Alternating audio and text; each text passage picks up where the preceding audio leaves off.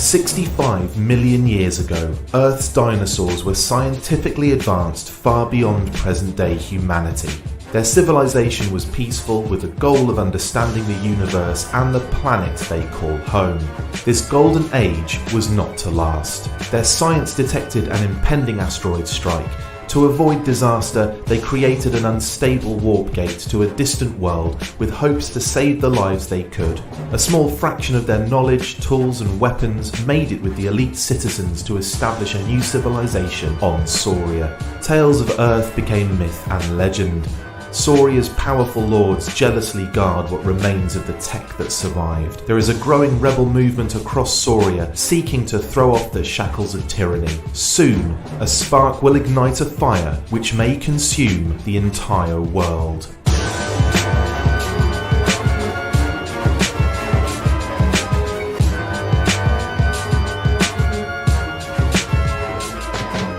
Hey everyone, Meredith from Boss Fight here.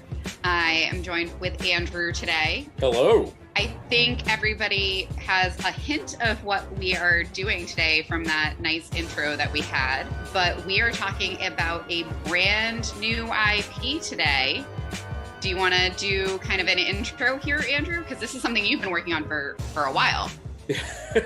a while is maybe understating it. When we formed Boss Fight in 2013, we had a number of product line ideas sort of floating around, and Vitruvian Hacks is the one that made the most sense to go with first. We all felt the strongest about at the time. But yeah, since 2013, we've been working on a concept of anthropomorphic dinosaur toys. They've had sort of a bunch of different attempts at figuring out what this product should be, and I hope we finally figured it out. Sorozoic warriors. Love that name. And I know there was a lot of back and forth on the name.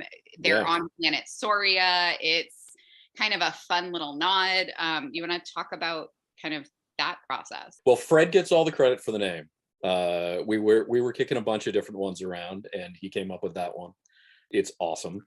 So sort of the genesis of these guys is that we're sort of looking at a certain type of action figure from the late 80s and early 90s, where, you know, they tended to have very chunky proportions and almost an over detailed look to them. And quite a few of them had incredibly bright color schemes. So that's really where the inspiration for these comes from. Is we wanted something that sort of had that feel, but was something new. And I know everybody's next question is, can we see the figures? So yes, let's start showing them off. There are lots more details to come over the coming weeks, but let's give everybody a first look. Why don't we show the Brachiosaurus first? Yeah. So the images you're going to see are basically CG renders with the actual sculpt files for the toys. And all of the accessories aren't necessarily with all of these guys. They're still getting a few tweaks. But yeah, the Brachiosaurus, he's kind of a barbarian warrior. He is the tallest of this first assortment of figures, which makes sense considering he's crazy long-necked sauropod. Yeah, he's got all sorts of cool gear. He's got those, you know, incongruous looking boots, which I think are fun. He's got a knife with a sheath on his chest. He's got the giant axe with the skull mounted on it, and I don't know, rockets or grenades on it. I don't know what those are yet. We're still working on stories and names for all these guys. But yeah, he's one of the guys in this first assortment of 4. And I think he's a blast. He prominently features my favorite Pantone color, which is 805C, which is that fluorescent red-orange. It's a running joke at Boss Fight how much Andrew loves this Pantone color, guys. So let's just pause here for a second, because I think when we were talking through the accessories, you know, I know we gave kind of a hint at the storyline at the beginning, but there's a mix of old school technology and kind of like a new age technology that they had brought from Earth into Sauria when they escaped before the asteroids. So that's something that we're going to see throughout, is kind of, you get the rocket launcher, but you also get like a sledgehammer. Yeah. I think like a lot of great sci-fi fantasy mashups, these guys sort of exist squarely in that middle ground. And it sort of gives us the biggest toy box to play with in terms of like what these guys can do and what they can come with.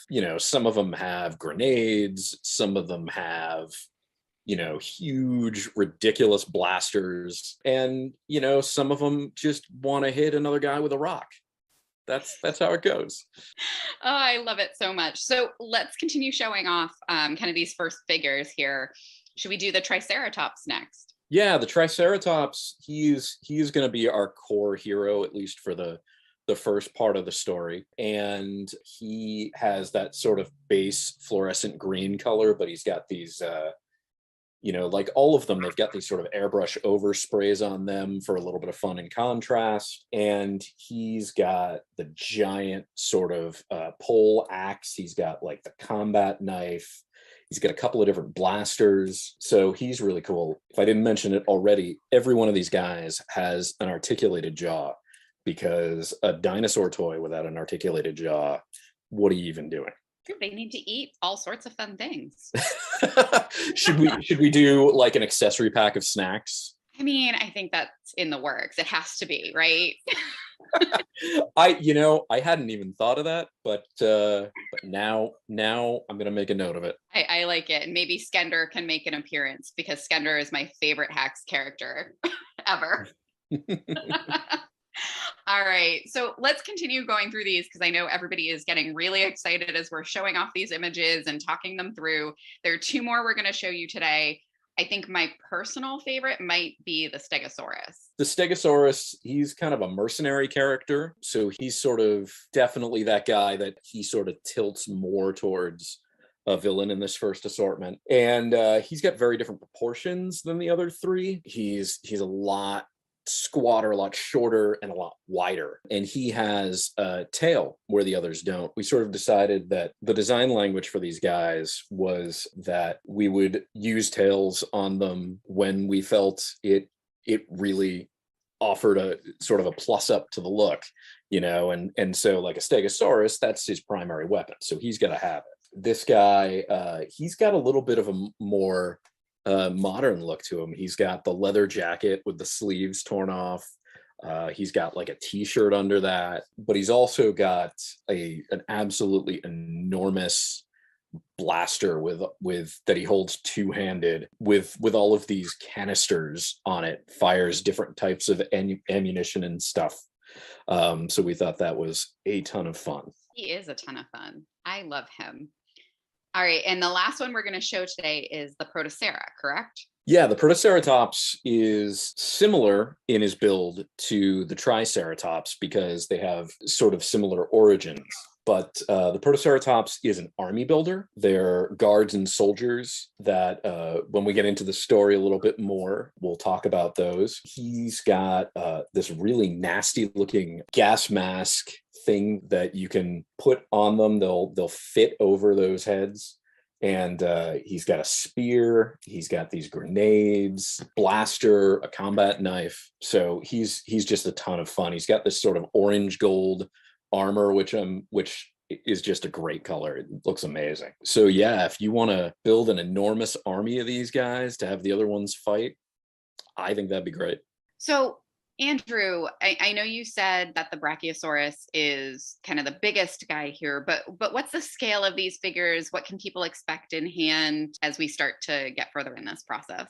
So the scale of these guys is roughly 6 inches, 1/12 scale, but being that they are kind of unique in their look and everything, you're definitely going to see some variation in that'll reflect it. The Brachiosaurus in this first assortment is the tallest.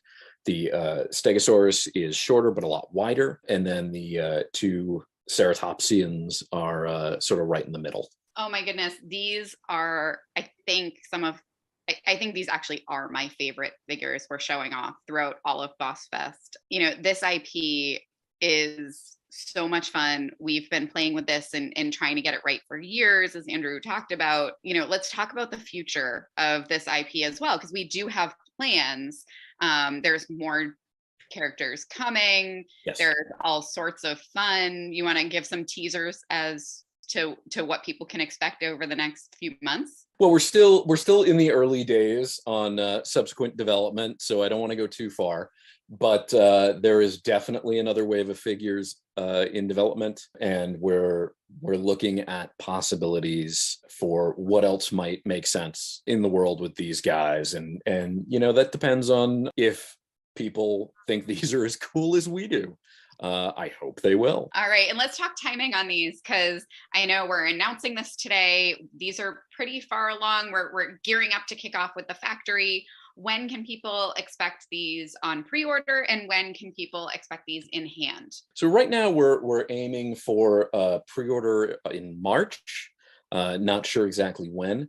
And I think in terms of the actual production run in hand, we're probably looking at early 2023, but we will certainly keep people updated as development goes along. Absolutely. Expect a ton more as we go through this process. You guys will be seeing lots of images. There will be some stories coming. There will be a lot of information for you to absorb on Sorozoic warriors. And I think everybody at Boss Fight is so thrilled to be bringing these to you and to finally be sharing them out. So we want to thank everybody. We are going to do a live Q&A. We are going to give this like a minute to, let you digest, and then start typing in all your questions when we come on for our live Q&A. Andrew and I will be answering as many as we can, but we hope you are as excited about the Sorozoic warriors as we are. So we'll see you in just a minute.